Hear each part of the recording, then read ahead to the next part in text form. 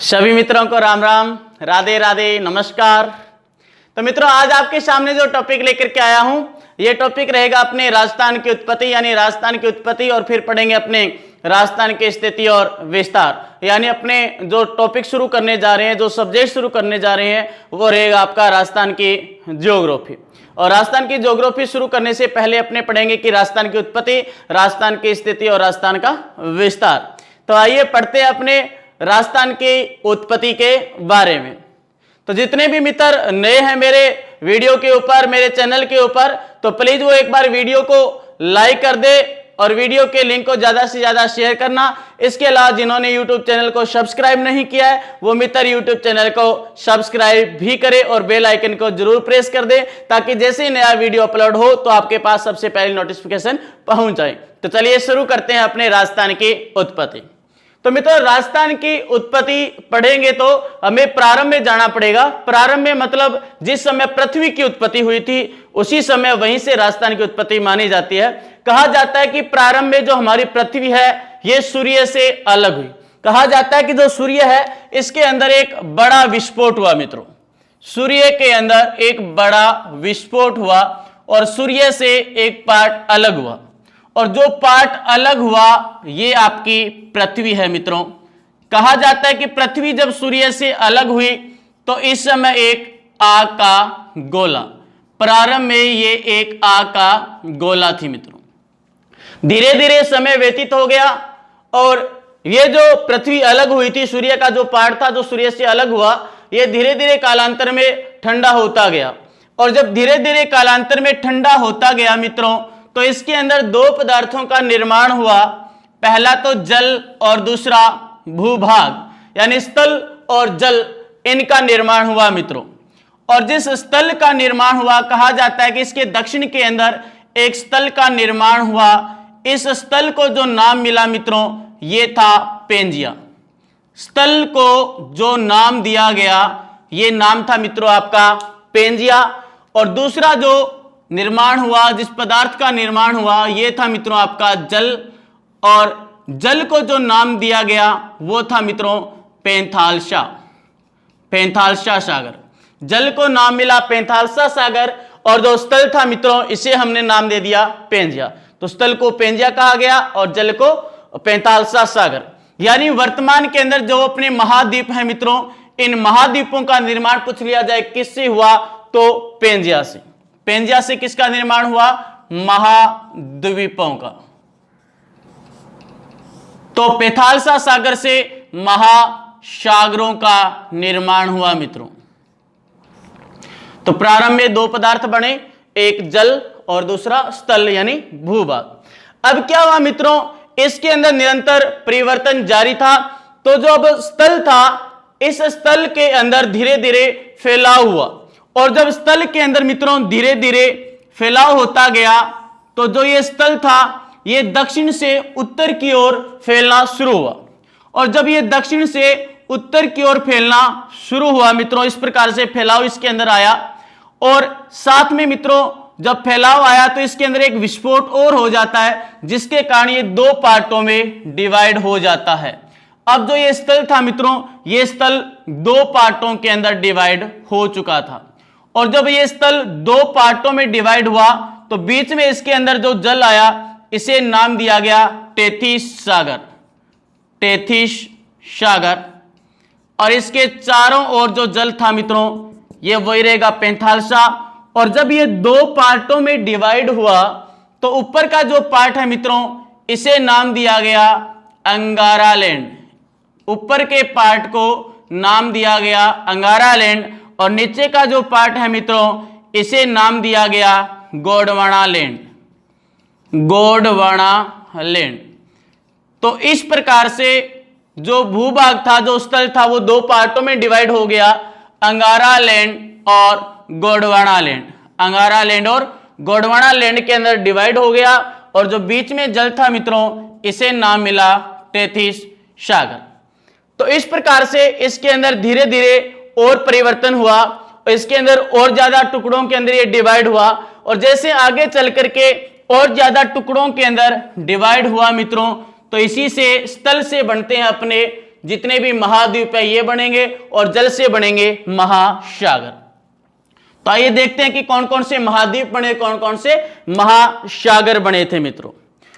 तो जो इसका ऊपर का पार्ट था इसे हमने नाम दिया अंगारा लैंड, और जो नीचे का पार्ट है मित्रों इसे हमने नाम दे दिया गोंडवाना लैंड। अब आइए कि अंगारा लैंड से किस किस का निर्माण हुआ। तो अंगारा लैंड से जो निर्माण हुआ मित्रों, ये आपका एक तो उत्तरी अमेरिका, इसके अलावा आपका एशिया, यूरोप,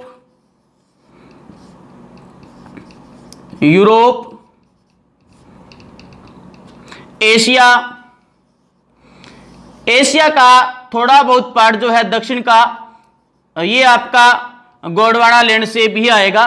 तो याद रखना उत्तरी अमेरिका, यूरोप और एशिया, इनका निर्माण तो किससे हो रहा है मित्रों, अंगारा लैंड से। नीचे के हिस्से को हमने नाम क्या दिया, गोंडवाना लैंड। तो इसके दक्षिणी हिस्से से मित्रों एक तो आपका ये दक्षिणी अमेरिका, इसके अलावा अफ्रीका महाद्वीप, एक आपका ऑस्ट्रेलिया और अंटार्कटिका।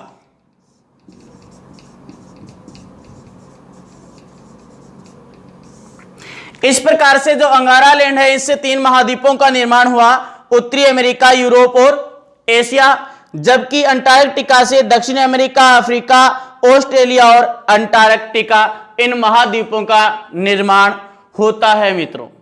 आइए अब पढ़ते हैं अपने की राजस्थान की उत्पत्ति इनमें से कौन से स्थल से हुई थी या कौन से स्थल के भाग से हुई। तो मित्रों यहां पर देखिए कि एशिया का निर्माण किससे हो रहा है, अंगारा लैंड से हो रहा है। हालांकि थोड़ा बहुत इसका जो दक्षिण का हिस्सा है इसका निर्माण जो है वो कहां से होगा, गोंडवाना लैंड से हुआ। अब बात आए कि राजस्थान की उत्पत्ति कहां से हुई, अंगारा लैंड से या गोंडवाना लैंड से या तैतीस सागर से, किसका अवशेष माना जाता है राजस्थान को। तो देखिए मित्रों राजस्थान की जो उत्पत्ति है यह मानी जाती है आपकी तैतीस सागर और गोंडवाना लैंड और तैतीस सागर। हालांकि हमने पढ़ा कि एशिया का निर्माण किससे हुआ, अंगारा लैंड से, तो राजस्थान का निर्माण फिर गोंडवाना लैंड से कैसे हुआ।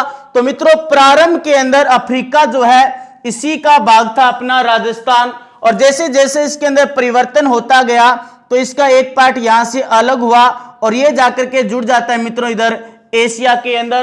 और जब ये एशिया के अंदर जाकर के यहां पर जुड़ा तो इसके साथ में बीच का जो जल था मित्रों तैतीस सागर का, इस तैतीस सागर के द्वारा बहा करके जो लाई गई मिट्टी है वो इन दोनों के बीच में समा जाती है और ये चिपक जाता है इधर एशिया से जाकर के। तो राजस्थान का निर्माण किससे हुआ, तो गोंडवाना लैंड, और ये जो बहा करके लाई गई मिट्टी थी ये कौन से सागर की, तैतीस सागर की। तो राजस्थान की उत्पत्ति पूछ लिया जाए मित्रों तो राजस्थान की उत्पत्ति गोंडवाना लैंड और तैतीस सागर से हुई है। राजस्थान की उत्पत्ति गोंडवाना लैंड और तैतीस सागर से हुई है। आइए इसको अपना थोड़ा डिटेल से समझते हैं। राजस्थान का निर्माण, तो मित्रों राजस्थान का जो निर्माण है ये अभी हमने पढ़ा कि गोंडवाना लैंड और तैतीस सागर से मिलकर के हुआ है। अब कौन से क्षेत्र का निर्माण गोंडवाना लैंड से हुआ और कौन से क्षेत्र का निर्माण तैतीस सागर से हुआ है। तो गोंडवाना लैंड से अरावली पर्वतमाला जो है मित्रों इसका निर्माण हुआ, प्लस हाड़ौती क्षेत्र। जो हाड़ौती क्षेत्र है अपने राजस्थान का दक्षिण पूर्वी का हिस्सा जो है, और जो ये अरावली पर्वतमाला है मित्रों इनका निर्माण गोंडवाना लैंड से हुआ है। जबकि मरुस्थलीय भाग और मैदानी जो प्रदेश है, मैदानी क्षेत्र जो है, इनका निर्माण तैतीस सागर से हुआ है। अब देखिए कि इनका क्रम पूछ लिया जाए तो मित्रों सबसे प्राचीनतम तो है अरावली पर्वतमाला, सबसे प्राचीन तो है अरावली पर्वतमाला, और नवीनतम है मैदानी प्रदेश। नवीनतम है आपका मैदानी प्रदेश, क्योंकि जो ये मैदानी प्रदेश होते हैं मित्रों इनमें नदियों के द्वारा मिट्टी वगैरह बहा करके लाई जाती है, कंकड़ वगैरह बहा करके लाई जाती है, तो इनका जो निर्माण है वो होता रहता है। इसलिए मैदानी प्रदेश को सबसे नवीनतम कहा जाता है और अरावली पर्वतमाला को सबसे प्राचीन कहा जाता है। हाँ, निर्माण की दृष्टि से इनका क्रम पूछ लिया जाए तो याद रखना मित्रों, सबसे पहले 1 नंबर पर रहेगा अरावली पर्वतमाला रहेगी आपकी। 2 नंबर पर हाड़ौती प्रदेश रहेगा या पठारी जो क्षेत्र कहा जाता है, पठारी क्षेत्र, इसे ये रहेगा 2 नंबर पर। 3 नंबर पर यहां पर आ जाएगा मित्रों आपका मैदान और 4 नंबर पर आ जाएगा मरुस्थल। 4 नंबर पर यहां पर आएगा मरुस्थल। हालांकि नवीनतम कहा जाता है मैदान को, क्योंकि ये अपना निर्माण कार्य है वो करते रहते हैं। नदियां वगैरह यहाँ पर वो क्षेत्र है नदियों का क्षेत्र, तो ये थोड़ा थोड़ा चेंज होता रहता है, तो उसे नवीनतम कहा जाता है। हाँ, जिस समय इनकी उत्पत्ति हुई तो उत्पत्ति के अकॉर्डिंग सबसे प्राचीन अरावली आ जाएगा। 2 नंबर पर दक्षिण पूर्व का पठारी क्षेत्र या हाड़ौती क्षेत्र जिसे कहा जाता है, और 3 नंबर पर मैदान और 4 नंबर पर आ जाएगा मित्रों मरुस्थल। अब जो मित्रों यह हाड़ौती और अरावली पर्वतमाला है, हाड़ौती और अरावली पर्वतमाला, ये जब इंडिया ज्योग्राफी में पढ़ा जाए तो इंडिया ज्योग्राफी में भारतीय प्रायद्वीप के अंदर पढ़ा जाता है, भारतीय प्रायद्वीप के अंदर पढ़ा जाता है। जबकि मरुस्थल और जो मैदानी क्षेत्र है मित्रों, मरुस्थल और मैदान को भारत के उत्तर के विशाल मैदान में पढ़ा जाता है। भारत के उत्तरी विशाल मैदान, यहाँ पर इन दोनों को पढ़ा जाता है। जबकि प्रायद्वीपीय पठार के अंदर, प्रायद्वीपीय पठार में पढ़ा जाता है अरावली और हाड़ौती को। अब पढ़ेंगे अपने राजस्थान की स्थिति और विस्तार। तो अब पढ़ेंगे अपने राजस्थान की स्थिति एवं विस्तार। तो आइए कि राजस्थान की स्थिति और विस्तार, यानी 2 शब्द है यहाँ पर, एक स्थिति है और दूसरा विस्तार है मित्रों।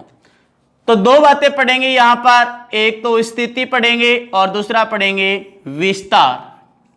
अब देखना ये कि स्थिति में क्या पढ़ेंगे और विस्तार में क्या पढ़ेंगे मित्रों। तो स्थिति के अंदर मित्रों अक्षांश पढ़े जाते हैं, स्थिति में अक्षांश और देशांतर। स्थिति में तो पढ़ेंगे अपने अक्षांश और देशांतर पढ़ेंगे मित्रों। और दूसरा विस्तार, इसके अंदर 3 बातें पढ़ेंगे, क्षेत्रफल, आकृति और सीमा। क्षेत्रफल, आकृति और सीमा, ये 3 बातें पढ़ेंगे विस्तार में। स्थिति में पढ़ेंगे अक्षांशीय स्थिति और देशांतरीय स्थिति मित्रों। अक्षांश रेखाएं मित्रों वो होती है जो पूर्व से पश्चिम की ओर खींची जाती है। अक्षांश रेखाएं वो होती है जो पूर्व से पश्चिम की ओर खींची जाती है मित्रों। यदि अक्षांशीय स्थिति देखा जाए तो अपना राजस्थान यहां पर है मित्रों, और अक्षांश के आधार पर इसे 2 पार्टों में डिवाइड किया जाता है, उत्तरी अक्षांश और दक्षिणी अक्षांश। और राजस्थान यहां पर है तो कौन से अक्षांश में हुआ मित्रों? उत्तरी अक्षांश में। राजस्थान उत्तरी अक्षांश में है। जबकि देशांतर रेखाएं वो होती है जो उत्तर से दक्षिण की ओर खींची जाती है, और ये भी 2 पार्टों में डिवाइड करते हैं मित्रों, पूर्वी देशांतर और पश्चिमी देशांतर। पूर्वी देशांतर और पश्चिमी देशांतर। और इस देशांतरों की स्थिति में देखा जाए तो अपना राजस्थान यहां पर है मित्रों। यानी देशांतर में कौन सी साइड हो गई? पूर्व, और अक्षांश में कौन सी साइड हो गई? उत्तर। तो अक्षांशीय स्थिति के अनुसार राजस्थान की आकृति क्या रहेगी? उत्तर पूर्व। क्या रहेगी? उत्तर पूर्व रहेगी मित्रों। तो अक्षांशीय स्थिति के अनुसार राजस्थान की स्थिति रहेगी उत्तर पूर्व। दूसरा, यदि भारत के अनुसार पूछ लिया जाए कि भारत में पूछ लिया जाए कहां पर है मित्रों, तो भारत के अंदर मित्रों आपने मैप देखा होगा भारत का, कि जो भारत का मैप इस प्रकार से बनता है मित्रों। इस मैप के अंदर आपका जो राजस्थान है ये पश्चिम साइड के अंदर है मित्रों। राजस्थान कहां पर आपका? पश्चिमी साइड के अंदर है, यहां पर। और उत्तर से दक्षिण देखा जाए तब कौन सा हो जाएगा? उत्तर। तब हो जाएगा उत्तर। और पूर्व पश्चिम देखा जाए तब क्या हो जाएगा? पश्चिम। तो भारत के अंदर इसकी स्थिति पूछ लिया जाए तो उत्तर पश्चिम, उत्तर पश्चिम रहेगी। जबकि अक्षांशीय स्थिति के अनुसार उत्तर पूर्व, भारत में स्थिति उत्तर पश्चिम रहेगी अपने राजस्थान की मित्रों। तो मित्रों अब पढ़ेंगे अपने राजस्थान के स्थिति विस्तार, यानी इसका कौन कौन से अक्षांशों के बीच, कौन कौन से देशांतरों के बीच जो है वो स्थित है मित्रों।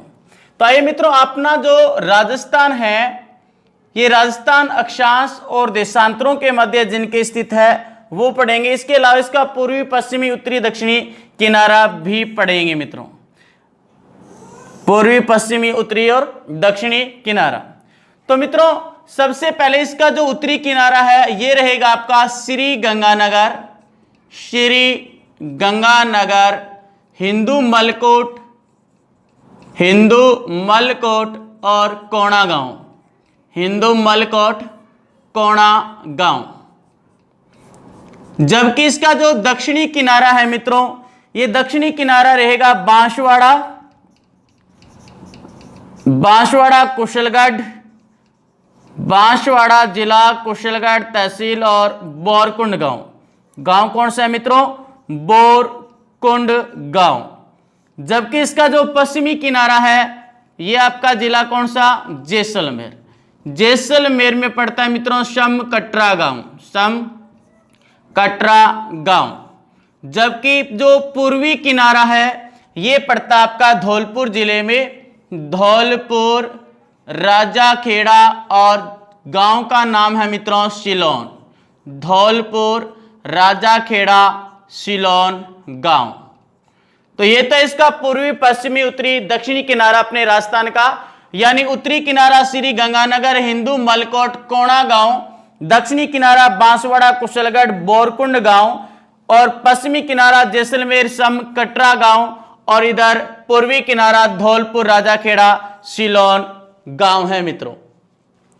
इसके अलावा इसका अक्षांशीय और देशांतरीय जो विस्तार है यह मित्रों इधर इसका 30 डिग्री 12 मिनट, 30 डिग्री 12 मिनट से लेकर के 23 डिग्री 3 मिनट, 23 डिग्री 3 मिनट। इसको मैं एक बार क्लियर कर देता हूं। 30 डिग्री 12 मिनट से लेकर के 23 डिग्री 3 मिनट।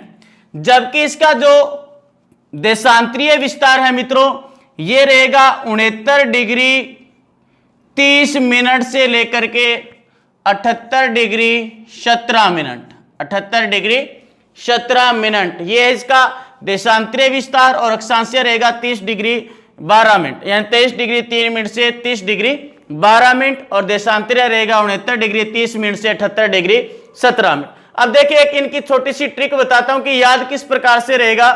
तो मित्रों श्री गंगानगर, हिंदू मलकोट, कोणा गांव, यानी गंगानगर पंजाब टच एरिया है, उधर हरियाणा पंजाब टच एरिया मित्रों, और वहां पर नदियां वो बहती रहती है, तो वहां पर कोई भी तीस नहीं मरता, वहां पर कोई भी तीस नहीं मरता क्योंकि 12 महीने नदियां बहती है। ऊपर गंगानगर वाले एरिया के अंदर कोई भी तीस नहीं मरता क्योंकि 12 महीने वहां पर नदियां बहती रहती है भी। जब यहां पर कोई भी तीस नहीं मरता तो फिर तीस कहां पर मरते हैं भी? तीस तो उन्नय मरे। यहां पर कोई भी तीस नहीं मरता क्योंकि 12 महीने नदियां वो बहती रहती है, तीस तो उन्नय मरे भाई। तीस कहां मर रहे हैं? तीस तो उन्नय मरे। उन्नय यानी 69 डिग्री 30 मिनट, उन्नय 30 मरे, 69 डिग्री 30 मिनट, 69 डिग्री 30 मिनट। ये हो जाएगा आपका देशांतरीय विस्तार। और यहां पर 78 डिग्री 17 मिनट, यानी यहां पर 12 महीने नदियां बहती रहती है तो कोई भी तीस नहीं मरता, तो तीस कहां मरते हैं? तीस तो उन्नय मरे। उन्नय यानी 69 डिग्री 30 मिनट, उन्नय 30 मरे, तो अठे तो सारे 30 मरे, अठे तो सारे 30 मरे, अठे यानी 78 डिग्री, सारा यानी 17 मिनट, अठे तो यानी 78 डिग्री 17 मिनट, अठे तो सारे 30 मरे। तो 30 मरे कौन कौन? फिर ताईगा 3 बेटा, ताईगा 3 बेटा, ताई यानी 30 डिग्री 3 मिनट, 30 डिग्री 3 मिनट, ताईगा 3 बेटा। तो याद रखने की ट्रिक हमने पढ़ी कि यहां पर कोई भी तीस नहीं मरता गंगानगर वाले एरिया के अंदर क्योंकि यहां पर नदियां 12 महीने बहती रहती है, तो 30 डिग्री 12 मिनट। तो 30 कहां पर मरते हैं? 30 उन्नय मरे, 30 तो उन्नय मरे, 69 डिग्री 30 मिनट, और अठे तो सारा ही मरे, 78 डिग्री 17 मिनट। तो मरे कौन कोनी? ताईगा 3 बेटा, ताईगा 3 बेटा, 23 डिग्री 3 मिनट, 23 डिग्री 3 मिनट। आइए मित्रों इनका जो ये विस्तार अपने राजस्थान का पूर्व से पश्चिम का जो विस्तार है ये 869 किलोमीटर। कितना है? 869 किलोमीटर। और जो पूर्व उत्तर से दक्षिण का है मित्रों ये 826। पूर्व से पश्चिम की जो दूरी है ये तो है 826, सॉरी पूर्व से पश्चिम की जो दूरी है ये तो 869 और उत्तर से दक्षिण की जो दूरी है ये कितनी है? 826। दोनों के मध्य अंतर पूछ लिया जाए तो कितने डिग्री का, कितने किलोमीटर का है? तो 43 किलोमीटर का। दोनों के बीच अंतर कितने किलोमीटर का? 43 किलोमीटर का। और मध्यवर्ती गांव पूछ लिया जाए मित्रों, मध्यवर्ती गांव पूछ लिया जाए तो लापालोई, मध्यवर्ती गांव कौन सा है? लापालोई नागौर के अंदर पड़ता है मित्रों, लापालोई नागौर के अंदर पड़ता है, यह मध्यवर्ती गांव है। लेकिन रेलवे लाइट के सर्वे के अनुसार, रेलवे लाइट सर्वे के अनुसार गांव पूछ लिया जाए तो गगराना, गगराना ये रेलवे लाइट सर्वे के अनुसार पूछ लिया जाए तभी बताना है, वरना मध्यवर्ती गांव पूछ लिया जाए तो कौन सा है? लापालोई गांव। और ये कहां पर पड़ता है मित्रों? नागौर के अंदर। और अपने राजस्थान का मध्यवर्ती जिला भी कौन सा है? नागौर है, जबकि हृदय स्थल पर स्थित कौन सा है? अजमेर रहेगा मित्रों। तो इस प्रकार से ये था पूर्वी, पश्चिमी, उत्तरी, दक्षिणी, अक्षांशीय और देशांतरीय विस्तार। इसके अलावा हमने इसके किनारे पढ़े कि पूर्वी किनारा, पश्चिमी किनारा, उत्तरी किनारा और दक्षिणी किनारा, ये पढ़ा। इसके अलावा एक बात और याद रखना मित्रों कि यहां से 23.5 डिग्री कर्क रेखा गुजरती है, 23.5 डिग्री कर्क रेखा गुजरती है। और यहां से जो 23.5 डिग्री कर्क रेखा गुजरती है इसके ऊपर मित्रों जो सूर्य है ये 21 जून को सीधा चमकता है, भी 21 जून को सीधा चमकता है। और ये कहां से गुजरती है? अपने राजस्थान के 2 जिलों से गुजरती है मित्रों, डूंगरपुर और बांसवाड़ा। कहां से? डूंगरपुर और बांसवाड़ा से गुजरती है। और 21 जून को इसके ऊपर सूर्य की किरणें सीधी पड़ती है और इसलिए 21 जून को उत्तरी गोलार्ध और राजस्थान या भारत के अंदर सबसे बड़ा दिन होता है। भी उत्तरी गोलार्ध का सबसे बड़ा दिन या राजस्थान का सबसे बड़ा दिन या भारत का सबसे बड़ा दिन कौन सा हो जाएगा मित्रों? 21 जून। और 2015 से 21 जून को योग दिवस के रूप में बनाना शुरू कर दिया गया। भी योग दिवस कब से बनाना शुरू किया गया? तो 2015, 21 जून 2015 से योग दिवस के रूप में 21 जून को जो है वो मनाया जाता है मित्रों।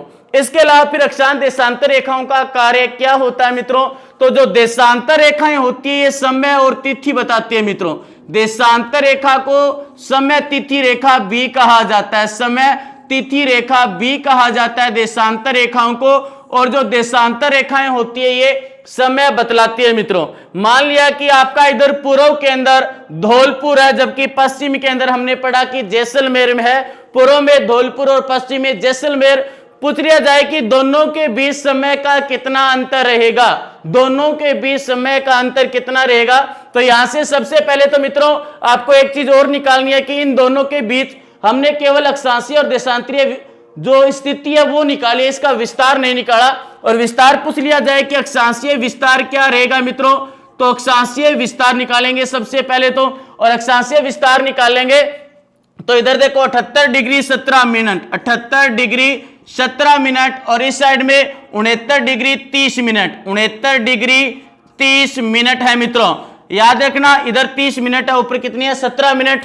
लेस करेंगे तो इधर मित्रों डिग्री है और 1 डिग्री जब 1 मिनट में लाएंगे, मिनट में तो कितना जुड़ेगा? 60 जुड़ेगा।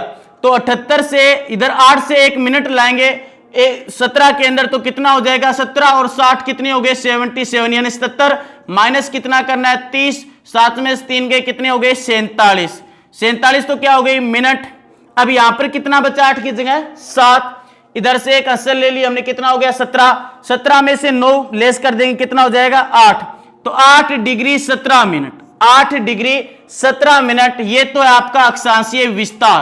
अक्षांशीय विस्तार कितना हो गया? 8 डिग्री 17 मिनट। जबकि देशांतरीय विस्तार पूछ लिया जाए तो देशांतरीय विस्तार कितना रहेगा मित्रों? तो देशांतर विस्तार निकाल देंगे हम 30 degree 12 minute, 30 degree 12 minute. Less कितना करना है आपको? 23 डिग्री 3 मिनट, 23 डिग्री 3 मिनट जो है ये लेस कर देंगे। 12 में से 3 लेस करो, कितना हो गया? 9। और इधर 10, 10 में से 3 गए 7 और 10 में से 3 गए, कितने बच गए? 7 बच गए। और 2 में से 2 गया 0। तो 7 डिग्री 9 मिनट, 7 डिग्री 9 मिनट। ये तो क्या हो गया आपका? देशांतरीय विस्तार। तो अक्षांशीय विस्तार कितना है मित्रों, 8 डिग्री 4 मिनट। देशांतरीय विस्तार कितना आ जाएगा, 7 डिग्री 4 मिनट। अब क्वेश्चन है आपका कि जो इधर धौलपुर और इधर जैसलमेर दोनों के बीच कितने समय का अंतर रहेगा, दोनों के बीच कितने समय का अंतर रहेगा। तो समय निकालना है, तो मित्रों हमने विस्तार निकाल लिया, कितना है 8 डिग्री 47 मिनट, 8 डिग्री 47 मिनट। अब चलिए समय निकालते हैं। तो समय निकालेंगे तो मित्रों याद रखना, एक बात आपको याद रखनी है, 1 डिग्री देशांतर बराबर 4 मिनट, 1 डिग्री देशांतर बराबर 4 मिनट होते हैं, जबकि 1 मिनट बराबर 4 सेकंड, 1 मिनट बराबर 4 सेकंड। ये बात याद रखना जब भी समय निकालना हो तो, यानी 1 डिग्री देशांतर में कितने मिनट होते हैं, 4 मिनट। तो 1 मिनट के अंदर कितने सेकंड होते हैं, 4 सेकंड। हमने अंतर निकाला कितना है, 8 डिग्री 47 मिनट का, 8 डिग्री 47 मिनट। अब दोनों का समय निकालना है तो कितना समय आएगा, तो हमने अभी देखा कि 1 डिग्री में कितने मिनट होते हैं, 4 से मल्टीप्लाई करेंगे, और 1 मिनट के अंदर सेकंड कितने होते हैं, 4। यानी ये तो क्या है मित्रों, सेकंड, और ये क्या रहेगी, मिनट। 8 चौका 32, ये 32 क्या हो गई, मिनट। इधर 47 से 4 को मल्टीप्लाई करेंगे, 7 चौके 28, 2 4 चौके 16 और 2 18, 188, ये क्या हो गई, सेकंड। 188 हो गई सेकंड। अब सेकंड के क्या बनाएंगे, मिनट बनाएंगे। तो 6 तिया 18, 180 सेकंड के मिनट कितने हो गए, 3। 32 और 3 35 मिनट, और कितने बच गए, 8 सेकंड। 35 मिनट और 8 सेकंड, 35 मिनट और 8 सेकंड का अंतर रहेगा मित्रों। धौलपुर और जैसलमेर का अंतर जो है वो कितना रहेगा, 35 मिनट और 8 सेकंड, यानी लगभग लिखा जाता है ये 36 मिनट, लगभग 36 मिनट या आधा घंटा। आपने बोल सकते हैं कि दोनों का जो अंतर है वो कितना है, 36 मिनट का है, या 35.8 मिनट, या 35 मिनट और 8 सेकंड का जो अंतर है वो है मित्रों। तो ये आपका अक्षांशीय विस्तार और देशांतरीय विस्तार, इनके बीच की दूरी वगैरह जो हमने निकाली है वो है मित्रों। तो नेक्स्ट क्लास के अंदर फिर आगे का चैप्टर पढ़ेंगे। तब तक के लिए इसी प्रकार से हंसते रहिए, मुस्कुराते रहिए। जय हिंद, जय भारत, जय जय राजस्थान।